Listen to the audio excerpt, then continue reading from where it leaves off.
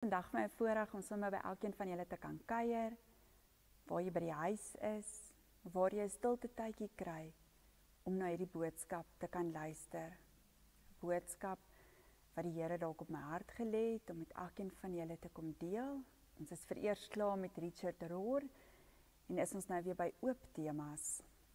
Het is ook vir my 'n voorreg om vanoggend hier in Christus se teenwoordigheid saam met jou te kan kuier, met die kruis wat hier aan my regterkant is, en ook die Christuskers aan my linkerkant, wat dui op iets dat Christus hier saam met ons is, in 'n wêreld vol onsekerheid, elke dag, waar ons uitgaan, en ook nooit eintlik weet wat die dag van môre inbring nie. Is dit vir my so mooi as ons vanoggend se fotum uit Psalm 27 vers 1 lees, wat sê, die Here is my lig en my redding, vir wie sal ek vrees? Die Here is my toevlug van my lewe, vir wie sal ek bang wees? En daarmee groet ek julle ook vandag met die seën, die genade van die Here Jesus Christus, en die liefde van God, en die gemeenskap van die Heilige Gees, sal by julle almal wees. Kom ons bid saam. Here, in hierdie gejaagdheid, gedagtes wat woel, gedagtes wat stoei, lysies wat nog gedoen moet word. Here, wil ek vir u vra om net 'n stukkie rustigheid oor ons te bring, waar ek die pad hier buite hoor, en weer die wêreld is aan die gang daar buite.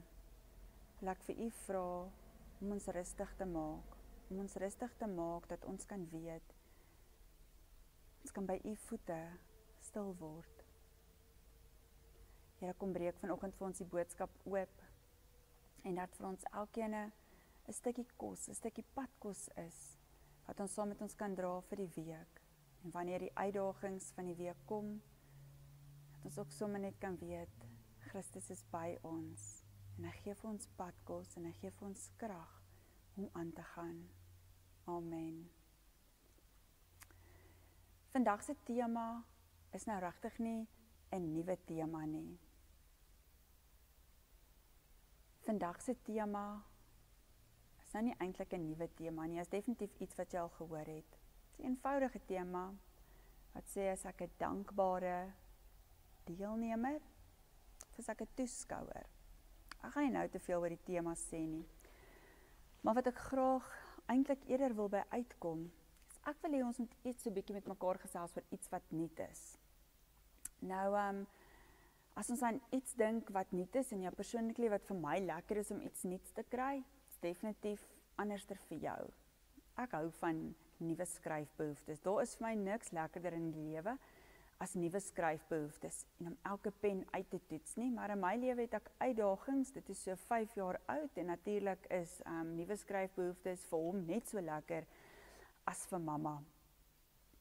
Maar dalk hou jy van 'n nuwe gereedskapstuk wat jy onlangs gekoop het. Dalk hou jy van 'n nuwe rok, 'n nuwe item in jou kas, juwele. Iets wat vir jou net anders is, en anders laat voel as jy dit dalk aantrek of aansit. Of dalk het jy onlangs 'n nuwe kar gekry, en ruik jy die nuutheid van die kar, en is dit vir jou 'n lekker gevoel, om te weet dis joune. So kan ons deur die lysie van nuuthede gaan. Ek dink sommer aan my kind ook. Nuwe goed is nie vir hom altyd oor nuwe goed nie, maar eintlik oor die andersheid van 'n ander tipe speelding om mee te kan speel. Ek dink die hartseer deel daarvan is dat die nuutheid eintlik weggaan. Ons as mense, ons is emosionele wesens wat eintlik tot 'n mate gedryf is, wat hou van hierdie nuutheid. Ons hou van nuwe goed, ons hou van nuwe goed in ons lewens. Die ongelukkigheid daarin is dat die nuutheid gaan eintlik weg. En dan is dit ook maar weer oud. Ek dink sommer aan hierso aan my sak het ek dit gesit, want anders het ek nou nie plek nie, het ek hierso niks anderster as 'n lekker kougompie nie. En wat eintlik die frustrasie van 'n kougompie is hy proef vir 'n kort tydjie lekker. En dan net sodra jy dink, dan is die geur weg, en dan wil jy hom ook nie eintlik meer kou nie, want dan kou jy eintlik niks, en later raak dit vir my of so amper 'n bitter smaak in jou mond. Dit is 'n voorbeeld van 'n kougompie, en ek dink nuwe goed en nuutheid sonder 'n stuk waardering daagter, is eintlik vir my soos hierdie kougompie. Is soos op 'n stadium gaan die smaak en die gevoel weg en dan wil ek dit ook nou nie meer eintlik hê nie en dis nou maar wat dit is. Maar waarby dit my uitbring, iets van ons as mens wat 'n neigtheid het tot nuwe goed, laat my sommer dink aan Paulus. Spesifiek Paulus se pad met die Galasiërs. Julle, as ek so deur daai hoofstuk werk, stukkie vir stukkie, dan wil ek iewers te hoor ek ouerskap. En eintlik sê dalk 'n stuk van my ma of 'n stuk van 'n onderwyser in my lewe, hoor ek hier in my agterkop as ek dit lees. Paulus is eintlik soos, hy is gefrustreerd met hierdie mense. Hy het die dorpie, hy het die gemeente in Galasië gestig. So hy sê ook dat dit is eintlik vir hom of soos sy geestelike kinders. Hy het hierdie pad met hulle gestap, hy het by hulle aangekom en hy het hulle van Christus vertel. Ons gaan sulke momente deur Galasië sommer kyk tot ons by die teksgedeelte kom wat so 'n bietjie later is. En hy is eintlik gefrustreerd want hierdie mense luister nie vir hom nie. Nou om so 'n bietjie konteks te gee, hy het nou gekom en hy het hulle van Jesus Christus vertel. En toe kom daar ander mense met 'n ander nuwe evangelie. En ewe skielik is hulle net versot op hierdie nuwe evangelie. En dan is Paulus eintlik woedend vir hulle. Nou as ons 'n bietjie gaan kyk hierna wat hy sê, hy sê vir hulle, ek is verbaas dat julle so gou van hom wat julle deur die genade van Christus geroep het, wegdraai en na 'n ander evangelie toe gaan. So ek kan nie glo die maniere wat julle het nie. Daar is nie 'n ander evangelie nie, daar is nie 'n ander weg nie. In vers 10 sê hy, probeer ek nou mense tevrede stel, of probeer julle nou eintlik vir God tevrede stel? Of soek julle die guns van mense? As ek nog steeds mense se guns sou probeer wen, wou ek nie meer 'n dienskneg van Christus wees nie. Dis wat Paulus vir hulle sê, hy sê, julle moenie die guns van die mense gaan soek nie, vergeet van hierdie nuwe mense. Vergeet van die goed wat hulle vir julle kom vertel. Hy sê, dis duidelik waar die oorsprong van die evangelie vandaan kom. Hy verduidelik vir hulle, hy sê vir hulle, het julle vergeet waar dit vandaan kom. Maar kom ek gaan weer stapsgewys met julle hierdeur, en dan as ek nou net ook self eers weer kan terugkom by Galasiërs, wat ek hier vir my 'n pyltjie in het, dan gaan hy stapsgewys deur dit, wat hy eintlik begin, en dan sê hy, dan verduidelik hy vir julle die evangelie, die oorsprong daarvan, die evangelie in Jerusalem. En hy sê vir hulle dat julle moet sterk staan, en julle moet nie ingee na hierdie mense wat kom nie, moet julle nie uitlewer aan hierdie valshede, hierdie chappie wat jy gaan kou nie, want dit gaan eintlik opraak, en dan gaan die geur weg wees, en dan is dit verby. Nee, hy hou aan, en sê dat hulle moet saamspan, en moenie nou opgee nie, julle moet opstaan vir waarin julle glo. Dit klink amper soos jou ma, as daar kinders by die skool is, wat goed doen, wat nie met jou waardes ooreenstem nie, en dan sê jou ma ook vir jou, maar jy moet opstaan vir waarin jy glo, moet laat die maats jou aftrek nie. Dan sê hy vir hulle, o julle dwaase Galasiërs, wie het julle getoor? Julle voor wie se oë Jesus Christus voorheen as gekruisigde uitgebeeld is, net dit wil ek van julle weet. Hy is, wat gaan aan met julle? Het julle nou nie gehoor wat ek vir julle gesê het? Dit is amper soos om al die maniere te vergeet, al die goeie goed te vergeet wat jy eens op 'n tyd gehoor het. Dis dalk 'n juffrou wat daar staan en voel sy het die kinders dan nou niks die laaste jaar geleer nie. En dan trap hy hulle uit oor die gees en hy sê vir hulle, wat kies julle? Hy sê die wet en of hulle bewyse te gee gebruik uit die skrif. Hy verduidelik vir hulle die voorrang van die verbond bo die wet, die voorrang van die geloof bo die wet, gelowiges as kinders en erfgename van God. Hy is kwaad vir hulle.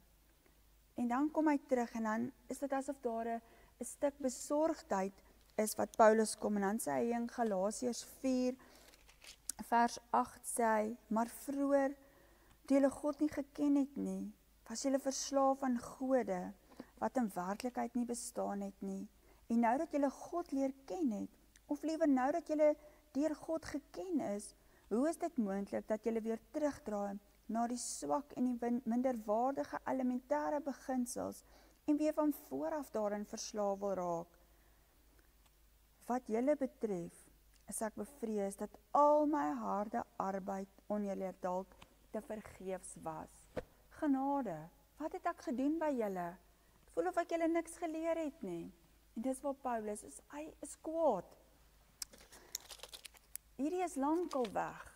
Die lekker smaak, die lekker gevoel. Want Christendom is nie meer vir die Galasiërs nou iets van belangrik nie. Dit is nou hierdie nuwe evangelie. En Paulus probeer die hele tyd terugtrek. En hy is kwaad vir hulle en beklei met hulle. En dan sê hy in vers 11 ook eintlik tog so mooi gedeelte. Hy sê, wat julle betref is ek bevrees dat al my harde arbeid onder julle dalk te vergeefs was. Al hierdie moeite wat ek gedoen het. Wat bly oor daarvan? Julle luister nie na my nie. En dan kom hy eintlik vir my by die mooiste gedeelte, wanneer hy praat oor 'n lewe deur die Gees. So hy probeer hierdie Galasiërs sê, jy's ouens, kyk hierdie pad wat julle stap. Wat maak julle? Wat het ek julle geleer? En dan kom hy by die mooi gedeelte en sê, 'n lewe deur die Gees.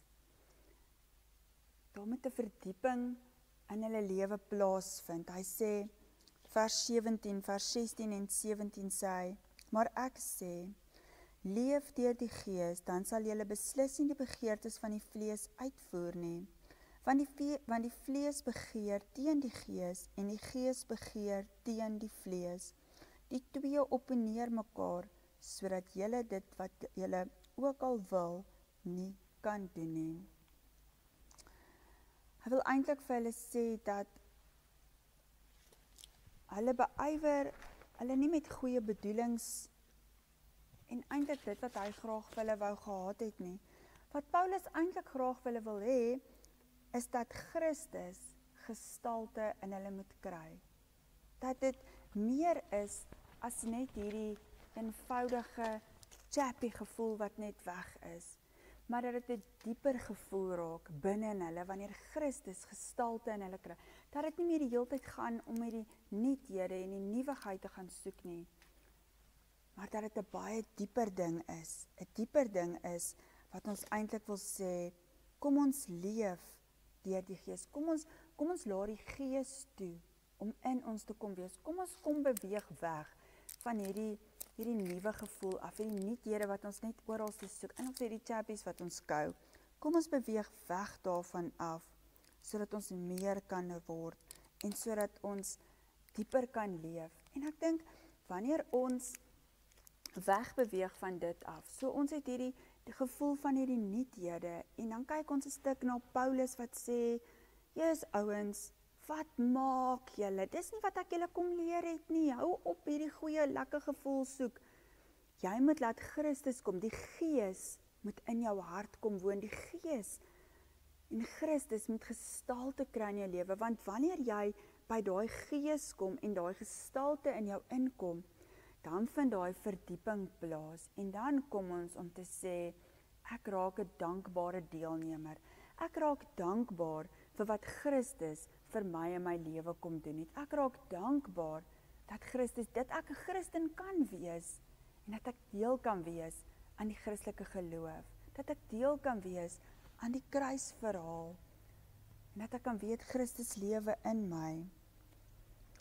Ons moet 'n dankbaarheid vestig in ons harte, want wanneer raak ons 'n deelnemer in ons eie lewe, binne ons eie Christelike geloof, is as Christus gestalte gekry het in my.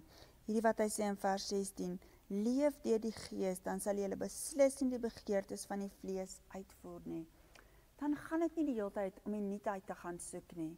Dan gaan dit eintlik om te sê, Christus het gestalte in my. En dan begin ons om 'n deelnemer van die Christelike geloof te raak, eerder as om 'n toeskouer te wees, 'n toeskouer vir die hele tyd na nuwe goedjies gaan soek, maar dan raak ek 'n dankbare deelnemer.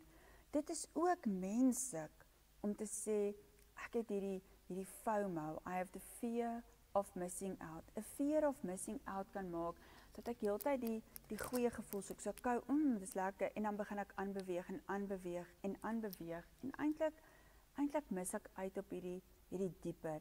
hierdie diepgaande element, wat ek saam met Christus hierdie pad kan stap. En eintlik wil ek sê dat hierdie stryd is my tweeledig. Ons sien in Galasië is dit met hierdie geloofspad wat Paulus met hulle stap en sê pas op vir al hierdie nuwighede. Maar in ons wêreldse pad wil ons ook eintlik sê, ons moet pas op dat ons nie die leemte wat ons in ons harte en in ons lewens het, vul met nuutighede en nuwe goed, en nie eintlik sê, maar kom ek kry die verdieping in Christus. Sê met dankbaarheid, maar dankbaarheid maak dat ons die waarde van iets waardeer, en wanneer ons die waarde van iets waardeer, dan kry ons meer voordele uit dit uit, en is ons minder geneig om dit as vanselfsprekend te aanvaar.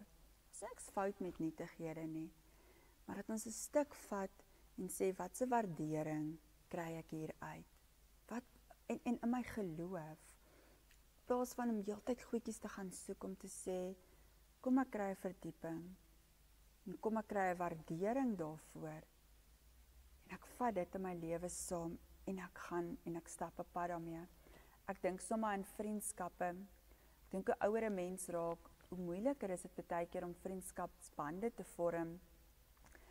Praat met 'n vriendin in Nieu-Seeland, en sy sê vir my, dis vir haar moeilik, want almal bly net so op die oppervlak, hallo, gaan dit nie goed, dankie, en dit gaan aan, niemand gaan in daai bietjie dieper in nie, en wanneer jy 'n vriendskap het, wanneer jy dalk daar bietjie dieper kan ingaan, om te sê, maar dis nie meer net 'n lekker gevoel wat ek het nie, dis 'n vriendskap van dankbaarheid, dis 'n vriendskap waarin daar waardering lê, dan kry dit tog 'n ander gestalte, en is dit nie die soeke, om dalk die hele tyd nuwe vriendskappe te soek nie.